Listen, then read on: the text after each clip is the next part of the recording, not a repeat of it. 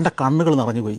പത്രം വിറ്റ് നടന്ന ഒരു പയ്യൻ, അവൻ്റെ ആഗ്രഹങ്ങൾ, അവൻ്റെ സ്വപ്നങ്ങൾ വലുതായിരുന്നത് കൊണ്ടും കഠിനാധ്വാനം ചെയ്യാനുള്ള മനസ്സുകൊണ്ടും മനുഷ്യനെ അത്ഭുതപ്പെടുത്തുന്ന, പതിനായിരങ്ങളെ ആഹ്ലാദിപ്പിക്കുന്ന, പതിനായിരങ്ങളെ പ്രചോദിപ്പിക്കുന്ന ഒരു പ്രതിഭാസമായി മാറിയതിൽ ഞാൻ ചിത്രീകരിച്ച് നിൽക്കുമ്പോൾ പിന്നിൽ ആ സ്റ്റേജിൽ നിന്ന് ശബ്ദം കേൾക്കുകയാണ്, dream dream dream big, dreams will come true.